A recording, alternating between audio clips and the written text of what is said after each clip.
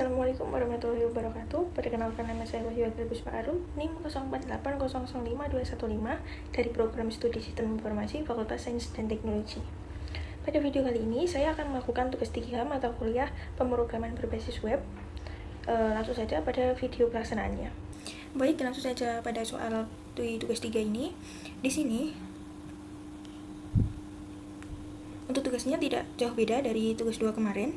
Hanya saja, untuk tugas 3 ini diminta merefaktor atau migrasi dari native JavaScript ke dalam Vue.js. Jadi di sini diminta untuk membuat view komponen dan template dengan beberapa struktur proyek Vue. Untuk tugas 3-nya seperti ini. Ada index, aset, folder aset, ada file CSS yang berisikan style CSS, ada image, ini nanti gambar mungkin logo untuk UT-nya. Ada folder data dengan data Binajar dan folder JS untuk file.js nya atau view.js nya, kemudian ada service, dan terakhir templates. Langsung saja masuk ke codingannya. Di sini saya sudah buat sama seperti struktur yang diminta pada soalnya. Ada aset, ada CSS nya. CSS berisi style CSS. Di sini nanti saya buat dengan warna blue sea. Kemudian untuk codingan seperti reset, top bar, dan layout, sidebar, content, card, control, table, buttons, input, tooltip, modal, dan ini dengan codingan seperti ini.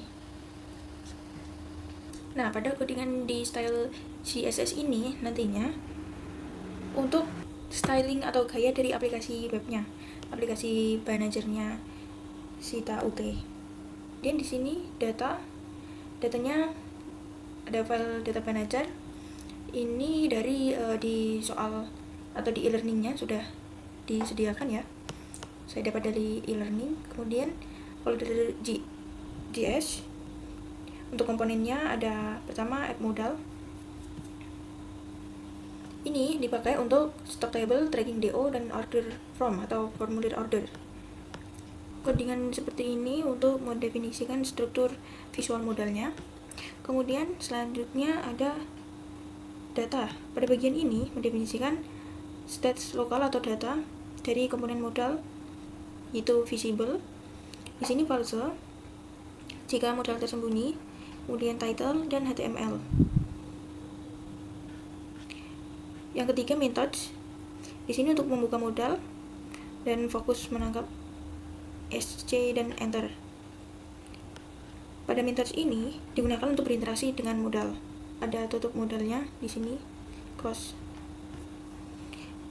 Selanjutnya untuk file do.tracking.js. Pada komponen do.tracking ini nantinya untuk menampilkan, mencari, membuat, dan memperbarui status item tracking. Bisa disebut juga ini halaman utamanya untuk fitur tracking atau pelacakan dalam aplikasi. Kemudian masuk ke codingannya di sini untuk data. Kemudian di sini masuk ke methods. Di sini untuk refresh data dari API service .data.js. Fungsi ini nanti untuk memperbarui data di UI dari judge lokal atau dari API service ini. Jika judge kosong, maka akan muncul return. Untuk local dummy ini untuk memuat data dummy pertama kali menggunakan API service local dummy, kemudian memanggil this refresh from judge setelah data berhasil dimuat. Selanjutnya search ini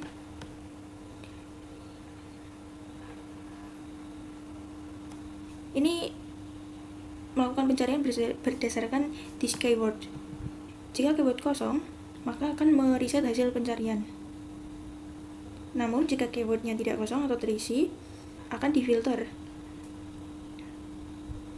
di mana rkey-nya rdata nama dan rdata.nim mengandung keyword. Kemudian untuk reset search, ini untuk mereset keyword pencarian menjadi kosong dan mengembalikan this result ke semua data pelacakan. Selanjutnya, untuk codingan ini nantinya untuk memanggil modal dengan from HTML meliputi input untuk name dan nama. Untuk menambahkan event listener ke tombol simpan, ini mengambil nilai dari name dan nama. Namun jika name dan namanya kosong, akan memunculkan peringatan. Jika valid, maka akan masuk ke API service data judge tracking path dengan status draft dan tanggalnya saat ini atau new date. Kemudian di sini modal ditutup pada codingan ini. Selanjutnya membuka detail DO pada codingan dari 124 ini, mencari item terkait dalam this all tracking. Kemudian membuat markup HTML secara dinamis untuk menampilkan detail seperti name, ini untuk detail DO, seperti nama, name, status, dan tanggal kirim. Kemudian sama riwayat perjalanan. Pada modal detail ini juga memiliki tombol tambah progress, update status, dan tutup. Kemudian selanjutnya dari codingan ini progress, open add node 178 sampai ini sini. Ini untuk menambahkan riwayat perjalanan. Pertama itu memanggil modal dengan from input waktu atau tanggal dan keterangan. Kemudian setelah modalnya dibuka, menambahkan event listener ke tombol save. Jika user tidak memilih, maka menggunakan waktu lokal saat ini. Kemudian mencari item pelacakan dan mendorong ke dalam array rec.data.perjalanan. Selanjutnya untuk update status ini dari codingan 1229 sampai sini untuk memperbarui status. Pertama memanggil modal dengan from yang berisi drop down. Setelah modal dibuka, maka akan muncul tombol update. Kemudian mencari item pelacakan yang sesuai dan memperbarui rec data status ya, dengan nilai yang baru. Di sini terakhir ini untuk memanggil local dummy untuk inisialisasi data dan memastikan data pelacakan yang baru dibuat dari tempat lain segera muncul ya.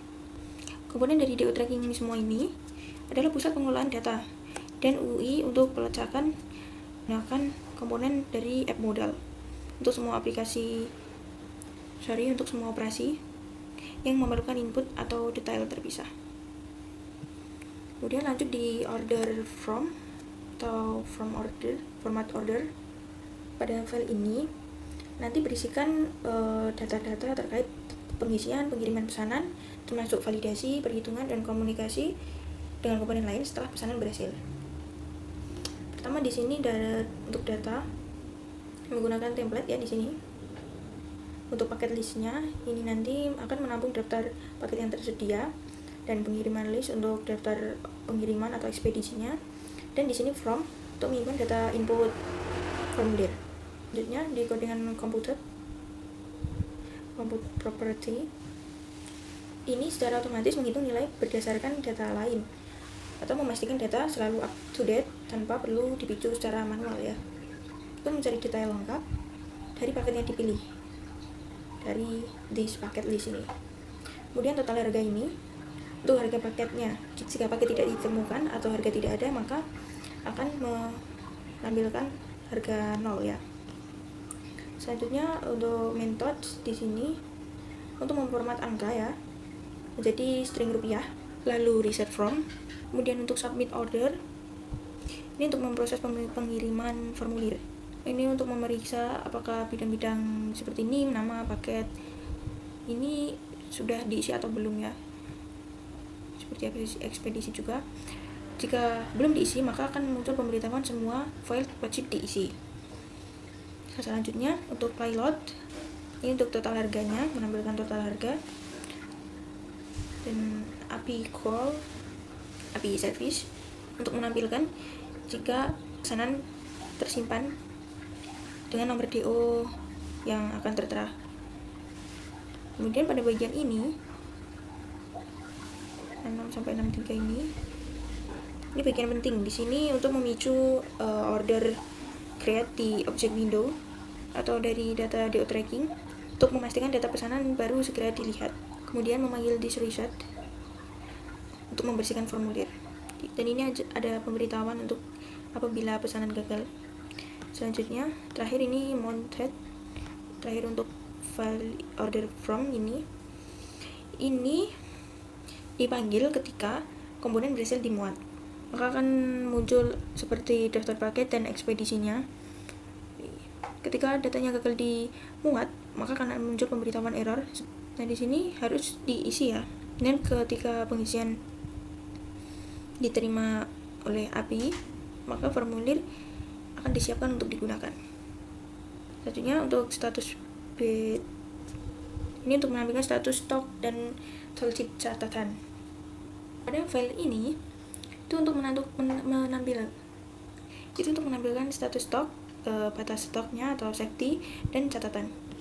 Di sini jika stoknya atau kuantitinya 0 atau habis, maka statusnya akan kosong. Namun jika kuantitinya kurang dari batas atau safety, status akan menipis. Apabila melebihi safety, maka catatan akan memunculkan status aman. Dan untuk fungsi methods di sini untuk mengelola penampilan tooltip catatannya. Selanjutnya untuk stock table, ini untuk fitur-fitur filter UT daerah, kategori, reorder, sort, judul, kuantiti harga, create, membuat atau mengedit dan menghapus, kemudian catatan, tooltip catatan, picture, keyboard, untuk tombol enter dan ESC. Lebih jelasnya pada codingan ini untuk data ini itu menyimpan berbagai properti states yang diperlukan untuk operasi table dan formulir, seperti untuk stok di sini PPJJ list, kategori list, kemudian filternya, kemudian di sini ada tooltip untuk mengatur penampilan tooltip nanti, dan editing item untuk menyimpan item yang sedang diedit. Selanjutnya perintah watch ini untuk memantau perubahan pada properti data. Pertama yaitu dropdown kategori atau filter PPJJ. Ini ketika filter PPJJ berubah, maka akan melihat filter kategori. Memastikan kategori yang ditampilkan nanti relevan dengan PPJ yang baru dipilih. Dan untuk pemantauan perubahan search by, mencatat perubahan urutan ke konsol. Kemudian pemantauan perubahan item saat diedit. Selanjutnya masuk ke perintah compute. Ini nanti data-data yang akan ditampilkan di table setelah melalui proses seperti filter dan pengurutan. Ini seperti filter daerah, kategori, reorder, kemudian sorting juga. Lanjut di fungsi method di sini. Ini di load ini memuat data master dan data stok utama dari API. Kemudian format rupiah ini untuk memformat nilai di table. Kemudian reset filter untuk mengatur ulang semua properti ke nilai default, dan manggil status video on show note ini untuk mengelola atau menampilkan tooltip catatan. Lanjut untuk fungsi open create untuk membuka modal, yaitu tambah manager dengan HTML seperti ini. Kemudian juga ada edit item, delete item juga, dan bin modal di sini, bin modal from untuk fungsi helper kompleks yang menangani logika formulir modal, termasuk mengambil elemen DOM dalam modal query. Di sini query selector ini. Perintah read di sini untuk membaca nilai input dari formulir. Kemudian on save untuk penyimpanan data, untuk tombol Alt-C ya, keyboard, ESC untuk menutup, dan enter untuk simpan, serta fokus otomatis pada input pertamanya. Komponen-komponen pada stocktable.js ini merupakan fitur mengimplementasikan semua aspek yang diperlukan dari aplikasi data modern, seperti manajemen staging yang kompat, pengurutan dan pemfilteran data secara client-side melalui composite property, serta pengelolaan operasi CRUD yang memanfaatkan komponen modal universal dari appmodal.js. Lanjut pada folder service, di sini ada api.js. Pada codingan ini untuk data, ini untuk membuat data awal dari sumber lokal atau file JSON, kemudian menggunakan fitur fetch untuk mengambil data dari file data manager.json. Kemudian setelah berhasil, maka data akan disimpan ke this data charge ini. Untuk fungsi format tanggal, ada generate DO untuk menghasilkan ID DO yang unik dengan format DO seperti tahun, kemudian nomor urutnya. Lanjut pada submit order, ini untuk mensimulasikan proses pengiriman pesanan dengan menggunakan DO baru di perintah this generate DO dengan statusnya draft. Kemudian untuk auto refresh list tracking setelah memuat DO baru. Lanjut pada fungsi search DO keyword ini untuk mensimulasikan pencarian data tracking seperti yang dipanggil do.tracking. Lanjut pada file app.js, ini untuk menginisialisasi aplikasi view, menentukan elemen DOM tempat aplikasi akan dimuat, dan mengatur logika yang berlaku. Ada juga perintah wedge di sini untuk memantau perubahannya sama seperti tadi ya. Dan terakhir mount ini console.log. Si tabulasi modern ini hanya mencatat pesanan ke console.org dan menandakan bahwa aplikasi utama telah berhasil dimuat. Lanjut pada file view loader.js. Ini untuk memastikan semua dependensi dan bagian aplikasi dimuat dengan benar dan berurutan sebelum komponen view utama dimulai. Kemudian masuk ke file template, di sini DO trackingnya, kemudian order from, formulir order, ini stock table dengan codingan div, dan ini index HTML. Langsung saya coba untuk run ya. Nah, maka akan muncul tampilan seperti ini dengan warna bluesy dan beberapa mata kuliah atau manager seperti pada data manager yang sudah diberikan. Di sini ada filter untuk putih daerahnya. Ada beberapa daerah. Di sini jika saya memilih memfilter hanya untuk daerah Surabaya atau Jakarta mungkin ya, nah maka akan muncul hanya 2 bahan ajar yang berasal dari UT daerah Jakarta. Ketika saya sudah memilih UT daerah, maka bisa untuk memilih atau memfilter kategori.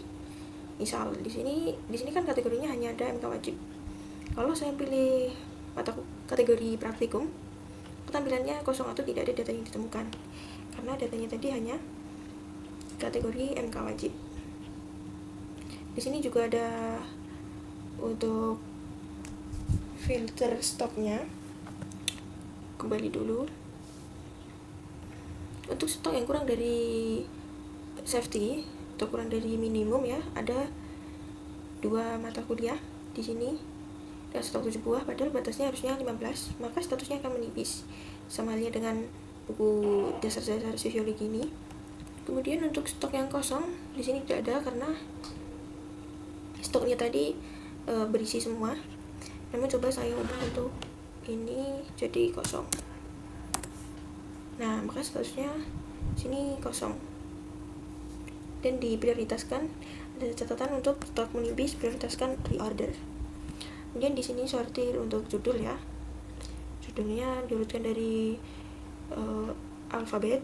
Di sini dari B, biologi, fisip, EKMA. Dan untuk sortir stok paling banyak di sini ada 28 buah untuk bahan ajar pengantar manajemen. Harga tertinggi juga dengan harga 80.000 untuk bahan ajar biologi umum. Dan harga paling rendah di sini 55.000 untuk dasar-dasar sosiologi. Kemudian ada juga fitur tambah. Di sini saya coba untuk memasukkan atau menambahkan bahan ajar.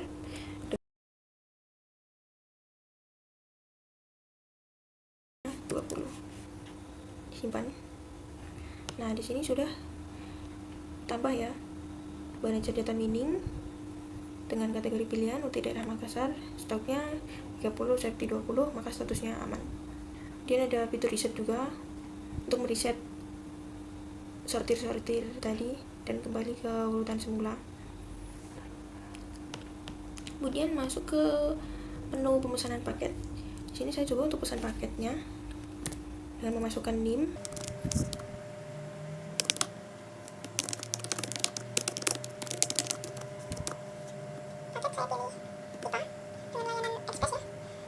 Kirim besok buat paket buat pesanan. Nah, maka akan muncul pop up bahwa pesanan tersimpan DO 0002. Oke, kita cek di tracking DO-nya. Nah, di sini sebenarnya sudah muncul ya. Namun jika ingin mencari, tinggal nomor DO-nya tadi kita masukkan. Di sini saya copy aja. Ini misalkan kalau data trackingnya sangat banyak sekali, kita umpamakan seperti itu. Kita cari, nah maka akan muncul di sini. Kita lihat detailnya. Statusnya draft seperti pada codingan tadi dan tanggal kirimnya 29 November. Riwayat perjalanannya belum ada perjalanan. Ini ada menu untuk tambah progres, update status, dan tutup. Saya coba untuk tambah progres.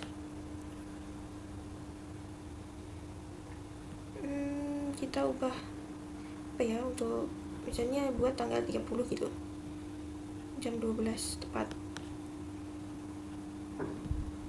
PM. Simpan gitu.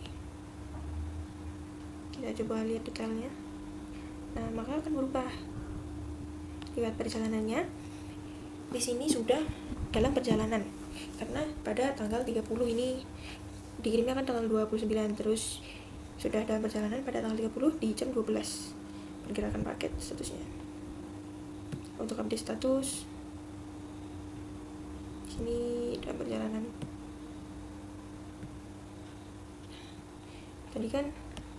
Tadi di sini statusnya kan masih draft ya, kemudian ini sudah berubah menjadi status dalam perjalanan.